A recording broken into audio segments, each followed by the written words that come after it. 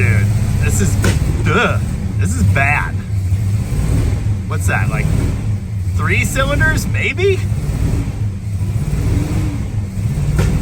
Sounds like a broken weed whacker.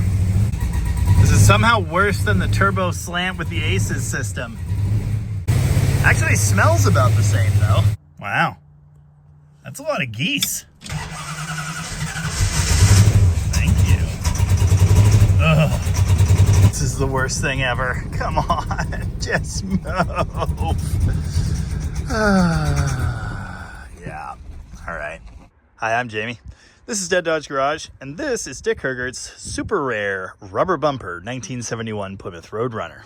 I did a really in-depth video on this car way back when he first got it last summer. I showed off a bunch of the special unique features, some of the cool things that could be found on this car, like the air grabber that doesn't belong there, and just sort of went over the history of this late B-body.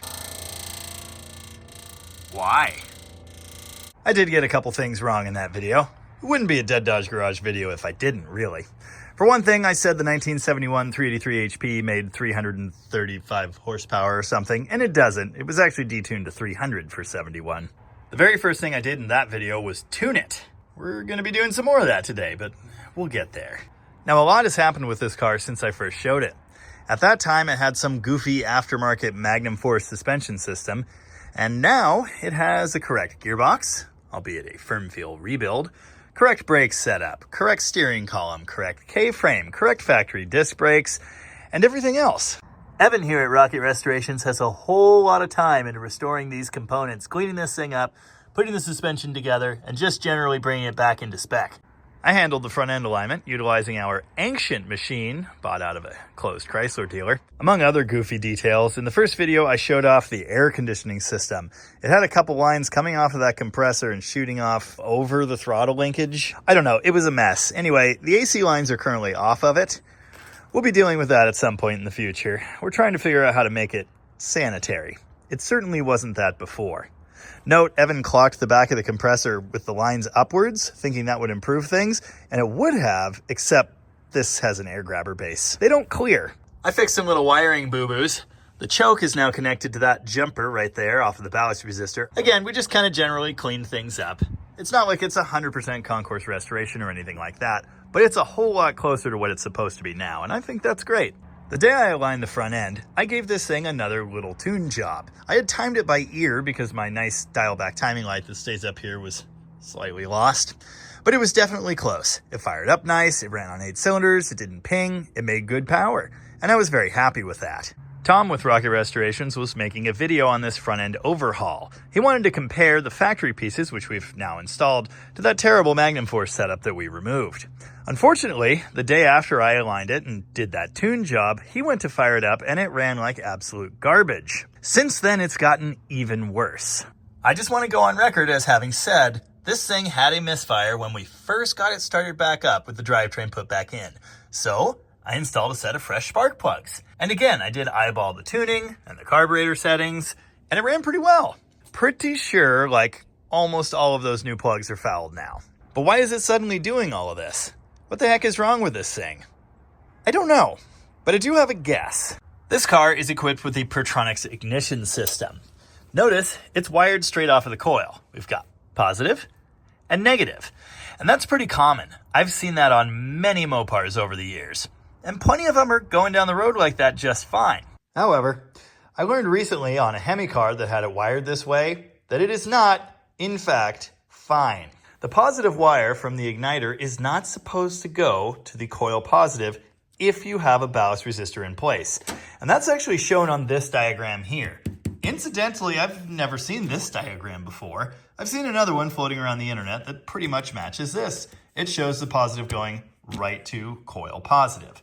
But if you have a resistor in place for your stock style coil, you can't do that. Power for the Pertronix is supposed to go here on the key supply side of the resistor. Now they say here in the instructions that optimum performance is achieved with removal of any external resistor and using a coil that is compatible with that. You have to have a performance type coil between these two ratings for that to work. And of course we don't in this application. We want to keep the resistor in place. It says here that it's for 12 volt negative ground applications only. That's fine. It says maximum voltage 16, which is great. Minimum voltage 8. I can tell you from experience that at some times you will see less than 8 volts at coil positive. So again, it's not so good for our module here. Essentially, what I think is happening is our Pertronix has been started for power, and then it's not sparking every time. Plugs are getting wet on cold start. Then we have horrible misfires and popping out of the carburetor and all sorts of things that are bad. The module in there might still be good. I can't really guarantee that though. And we have another one. So I'm going to swap it out for this. I'm going to run the positive wire over there to the feed side of the ballast resistor, same as I've run the electric choke. And then we're probably going to have to put another set of fresh plugs in this thing. Well, this is interesting. Look at those weird arc marks on these contacts in the cap. They're not centered at all. Might need to clean that up a little bit. Why is it firing like that though? I might suspect a rotor phasing issue. This piece that triggers the module cannot be phased. It's locked in place with the rotor. Speaking of which, as you can see, you have to use this wider style rotor to match it. There's a skinnier one that won't lock that piece in place. Unlike the electronic style distributors, these reluctors can't be clocked either. I believe this whole piece is different between a big block and a small block application. So I suppose it's possible they've got the wrong one on there.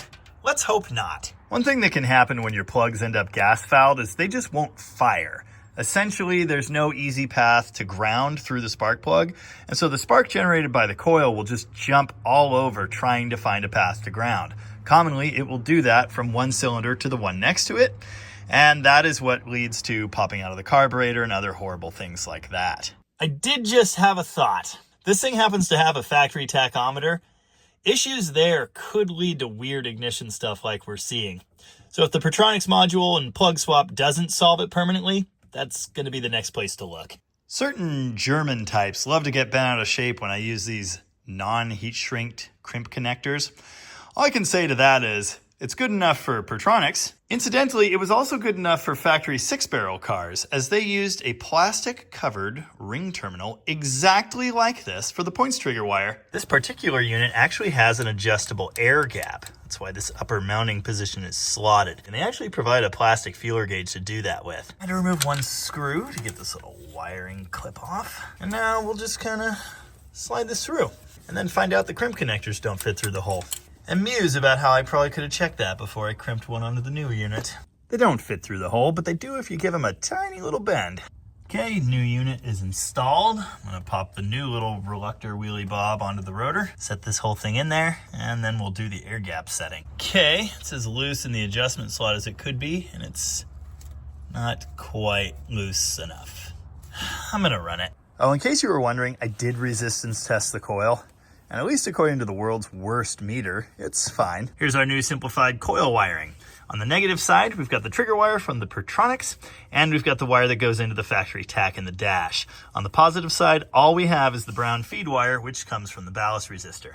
I think the reason these modules always get wired wrong is because the two wires, red and black, are the same exact length. It's like they want you to run it to the coil. And they do as long as there's no resistor involved.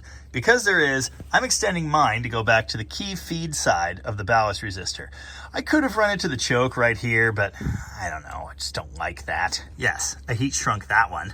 I don't necessarily love the look of this, but it should certainly be functional. Let's find out if this is any better. I'm not necessarily expecting these cheapo Champion plugs to magically unfoul themselves. In fact, they're pretty well known to not do that. Just ask Just Mopar Joe. But we'll fire it up and see if anything's any different. Yes, I will connect the coil wire first. Yes, I have missed that step before.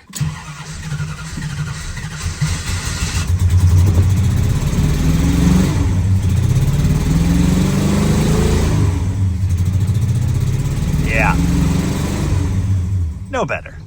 I'll head more comments off of the pass. Yes, I verified the firing order like 3 times. I guess it's time to see if I can actually get it to drive inside, and we'll go from there. Didn't run very long, so I wouldn't expect this to be precise, but check temperatures on every cylinder. The front 2 are around 60, the middles are around 80, the rears are also around 80. None of that tells me, hey, this one's super dead. I'm just gonna start pulling plugs, which is really obnoxious, of course, because big block.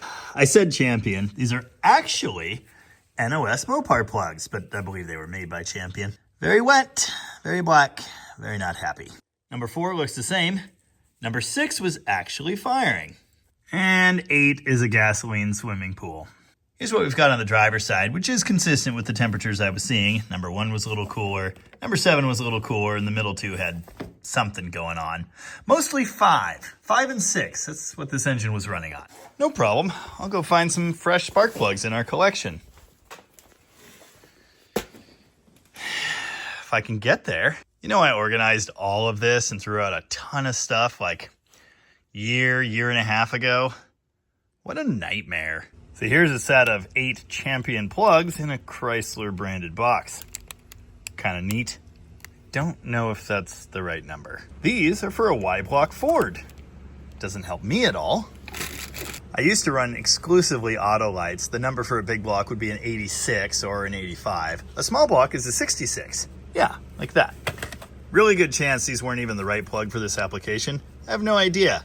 Pretty sure Tom just dug these up in the back room and said, here, run these. Somewhere around here we have a list of the Chrysler numbers, but I'm not seeing it. Aha! P36P is the same as a J14Y Champion, which interchanges with Autolite 86. That tells me this will work in our big block, so I'm going to pop these in there. Again, it's just a Champion plug. Also, very, very similar to this one. It's 1 heat range off. Numbers 5 and 7, easy. Number 1, slightly annoying with the wire holder in the way. Number 3, challenging, because someone put some power steering here. I actually did the last set from underneath the car. Way better. Anyway, hot plugs are back in. These over-the-counter Mopar plugs are kind of neat, but as I understand, they weren't original equipment. Apparently, they were always Champions. For decades, Chrysler used Champion plugs. And the passenger side plugs are in. Time to fire it up again. I'm pretty confident it's just going to bark off and be all happy. The real test will be if it continues to do that in the coming days, and, well, I won't be here to find out. But anyway, let's get this thing running. Obviously, we had a bunch of wet spark plugs, so either we had an ignition issue or perhaps a carburetor issue. So I will be watching for fuel dripping out of the mains or any weirdness with that as it cold starts here.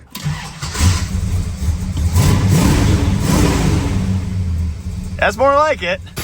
We certainly don't have any fuel pouring into the top of the carb, so I'm happy with that. Doesn't sound the best, but then again, it never really did. Okay, I dialed a ton of timing into it trying to diagnose it the other day, so I did back that way off and it smoothed things out a bit.